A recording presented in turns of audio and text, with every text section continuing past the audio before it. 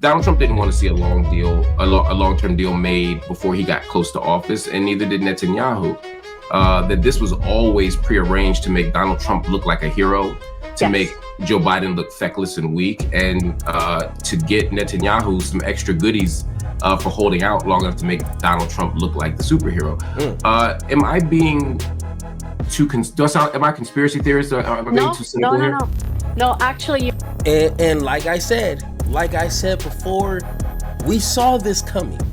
Like, we knew that Trump was going to do something like this. He's done this after Obama's administration, taking up all the glory, all the W's and everything that came along that was positive.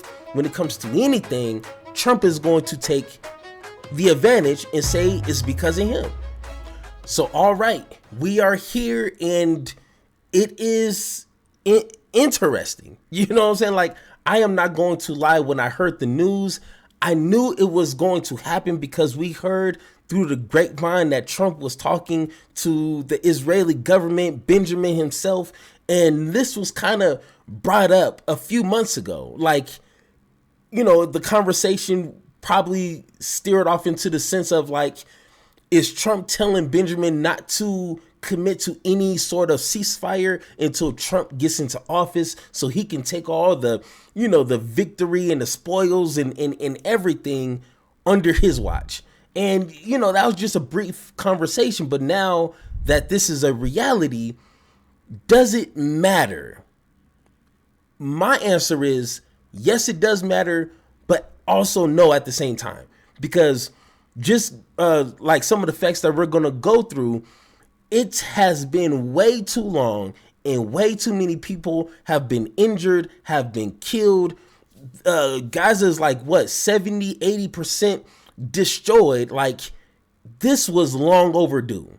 And we're going to get into some of the details, but just in case if you don't know, which let me inform you, on January 15th, 2025, Israel and Hamas reached a significant ceasefire agreement ending over 15 months of intense conflicts in the Gaza Strip. I don't know if I would label it a conflict, more of a one-sided genocide. Like you can't compare the numbers and say this is an ongoing tit-for-tat conflict, but, you know, the multi-stage agreement includes a 42-day truce starting Sunday. Don't know why Sunday. Why not immediately? But once again, I guess something's better than nothing. During which Hamas will release 33 hostages, while Israel will release Palestinian prisoners and partial withdraw its troops. This initial phase also involves delivering humanitarian aid to Gaza. Succeeding phases also aim for the release of all remaining hostages, a complete ceasefire, Israeli withdrawal, and the eventual reconstruction of Gaza, which once again, we're going to get into. It's some questionable things on what this means to certain people. It's not just a ceasefire, let's just make, you know, the Palestinians whole. No, let's get into that. And of course, the deal still requires approval from the Israeli government. So just some more statistics here so you can understand the gravity of the situation. Over 46,000 Palestinians have been killed. Nearly 70% of those fatalities are women and children. More than 100,000 individuals have been injured, equating to approximately 1 in 20 people in Gaza. Approximately 66% of the total structures in the Gaza Strip have been or has sustained damage. Critical infrastructure have been severely affected, with 84% of health facilities and 92 primary roads damaged or destroyed. Once again, did we need a ceasefire? Yes, of course. Was this due to Trump? Yes. Could have Biden have created or initiated his own ceasefire under his own watch? Yes, but he didn't. And this right here is a pivotal moment in a political conversation, okay? This is a pivotal moment because this will ever go down as Democrats taking the biggest L in my lifetime. Like, yes, losing to Trump and the insurrections and the whole nine, at least in my opinion, this is going to be the biggest talking point for the next 4 years plus from Republicans. Easy. And let me just give you a visual illustration of what this looks like. The Dallas Cowboys is the Democrats and the Seahawks is the Republicans. Just win the game. And they've got the best clutch field goal kicker in America this year in Josh Brown. Meanwhile, here's Gramatica. Romo holds. 19-yard field goal attempt. Oh, it is fumbled. It's a fumble. Romo, and then Romo picks it. And he's going to get tackled by Jordan Babineau. Need I say more? If you don't understand this illustration, I don't know what will get you the point. The Democrats have been given the easiest W, like when it comes to morality, when it comes to what needs to be done, when it comes to being the actual superpower, like being America. Joe Biden, the president of the United States, just had the one job to do: catch the ball, get a field goal, win the game.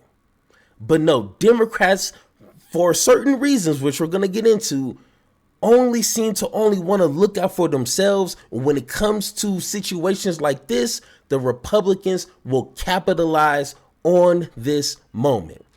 Of course, Trump doesn't care about the Palestinian people. Of course not. When has he ever demonstrated that? I don't know. And I don't watch a lot of Trump interviews. So, I'm sorry. I don't get that. But he's only doing this for his own political interest and his own financial gain. Now, the question is, does that matter when it comes to the grand scheme of things? And that's a ceasefire in Gaza. Does it matter? It doesn't. Because I guarantee you the people in Gaza, they don't care if Trump builds 100 hotels. They just want the bombing to stop. And of course, it gets deeper than that, but just on the surface of what we're dealing with now, they just want it to stop. I'm pretty sure, okay? So let's go ahead and listen to Mark Lamont Hill kind of give his 2 cents on the subject. If I can get into out that maybe there's a backdoor deal. His failure for his... That Donald Trump didn't want to see a long-term deal made before he got close to office, and neither did Netanyahu. That this was always prearranged to make Donald Trump look like a hero, to make Joe Biden look feckless and weak, and to get Netanyahu some extra goodies for holding out long enough to make Donald Trump look like the superhero. Am I being too? Am I conspiracy theorist? Am I being too cynical here? No. Actually, and like I said before, we saw this coming. Like, we knew that Trump was going to do something like this. He's done this after Obama's administration, taking up all the glory, all the W's and everything that came along that was positive. When it comes to anything, Trump is going to take the advantage and say it's because of him. Now, of course, when it comes to this situation, did he talk to Benjamin? Yes, he did, and he created a ceasefire. I mean, gotta give him props for that, You are very accurate, and you read the reality for what it is, not in the delusional way that people in DC and in New York are trying to sell this as an achievement for President Biden. It's not let's be clear. President Biden's legacy is written in Palestinian children's blood. His legacy will be the genocide in Gaza. Whatever he wants to talk about in the future, whatever he achieved, people will always judge him for his failure, for his catastrophic Middle Eastern policy that put a target on America's back, that slaughtered and led to the mass slaughter of Palestinian children, that ultimately isolating Israel and get Israel to be now accused and on trial for plausible genocide. So, but Donald Trump also, we understand that Donald Trump received $100 million from Miriam Adelson during the election campaign. He promised her the annexation of the West Bank. He used that card, obviously, but also he used other elements in the negotiation with Netanyahu. Netanyahu understands that Trump is unpredictable. He understands that he cannot play games with Trump the way he really played games with Biden. He wanted certain things. My understanding, he got most of the things he wanted. There's no sanctions for any terrorists, Jewish settler terrorists in the United States. There's no sanctions on the ISO, which is the company that created Pegasus, which is the surveillance technology that led to the murder of Jamal Khashoggi. There's no whatsoever. He will be also getting all kind of goodies. Above all, the annexations of territories and theft of land in the West Bank. And my understanding, he also is getting some kind of deal with Saudi Arabia. We don't know how this will play itself out, but he was promised that Trump will pressure the Saudis to get some kind of normalization deal. Well, that's a separate topic. My understanding, the Saudis are unwilling at this juncture to do anything unless there's something for the Palestinians on the table as well.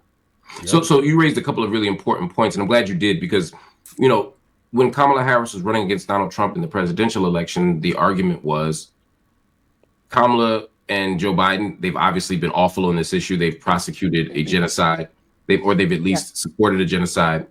Donald Trump can't be any worse. But it seems like maybe he could be. I mean, when you talk about annexation of the West Bank, which was not on the table for any U.S. president in recent years. In fact, we've been, as a country, chiding people, criticizing people, sanctioning people, or at least abstaining from protecting Israel when they do talk about settlement expansion or violate international law. But now Donald Trump, there's a lot of talk, as you pointed out, that maybe there's a backdoor deal to support the annexation of the West Bank. Yes. How realistic is that? Sometimes Donald Trump says stuff like, I'm going to build a wall between here and Mexico, and it doesn't mean anything. Other times he says things and they happen. Do you see the annexation of the West Bank as a viable possibility? Sadly, yes.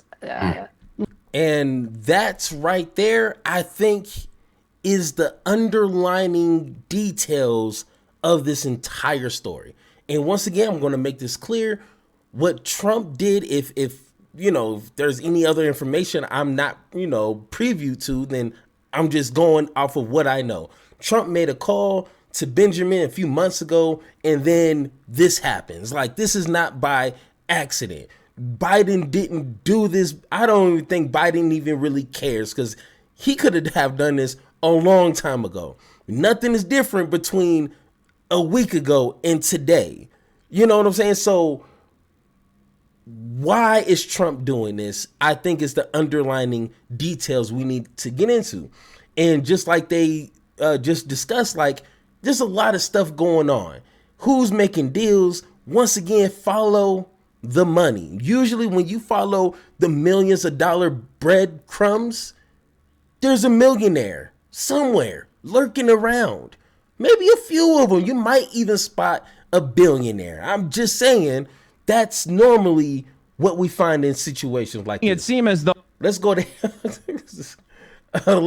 to Hassan real quick and get his perspective on this. America has over Israel and not vice versa. Okay, it's all a matter of who holds the cards. It's all a matter of actually pulling the levers of power if necessary, whether it is because you have a grander ambition for the region, a larger design for the region down the line, because you got $100 million from Miriam Adelson to. Hey, like I said, this information right here, this is what we're going to have to continue to watch in the next couple of years. This was not by accident. And like we already know, in politics, money influences people. Nothing really happens on accident. That's big news like this. Not an accident. Benjamin and the Israeli government didn't have a change of heart. They were like, you know what? We're tired of killing these innocent people. We're going to stop now. No. I'm just saying. I hate to be cynical, but like, that's kind of reality.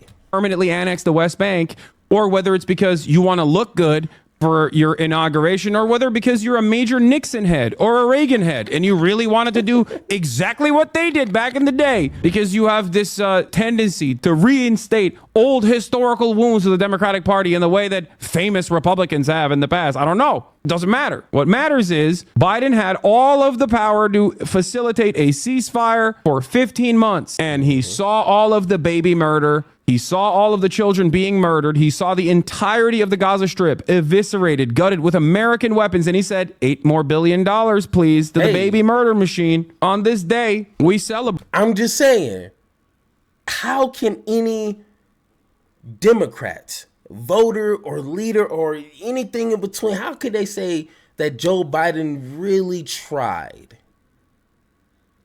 I mean, like, we can't be so fooled to where we're not challenging and holding responsible Democratic leaders for not accomplishing this. Like I showed you at the beginning, this was an easy one. Even if they didn't care about the Palestinian people and they, the whole nine, of course, some of them may not care, but politically, like strategically, this was a W. This was an easy decision. Hey, my Democratic voters want us to stop this war that we are funding. Just a couple of weeks ago, hey, really, Joe Biden? That's what you're going to do? And then Trump gets into office and does this? And you're worried about your legacy? Bro, your legacy is dead and gone. Your legacy have died before you have. So what are we doing here? But that is America. Right. We celebrate what is to come, even if I am skeptical of the future. Okay. Even if I worry about the future. But on this day, I will say, may Allah awaken the people and help them to see the evil doings of Israel and the United States. He woke up one day and said, Allah is awakening the people. You look like the median voter right now. I am. I'm the median voter currently in this moment. In this moment, I've been the closest to a median voter as I ever have been. Okay. Really in your face for the ceasefire to take effect on January 19th, Biden's last full day in office, his administration will have maintained its commitment to Israel's genocidal war on Palestine until the very end. How about when Trump sanctions the ICC into the ground to protect Netanyahu? You're still going to sing his praises? If you think that I think Trump is in any way, shape, or form pro-Palestine, you are out of your mind. Okay. Once again, I don't even think that's up for debate. The only people that would say that Trump truly cares about the Palestinian people would be idiots like Bill Maher and Pierce Morgan. Like those type of individual idiots, those will be the only ones to be like, you know what? I really think Trump cares about these people. But everyone else, hey, we know this is just for show. Like, let's be honest with ourselves. We're adults here, right?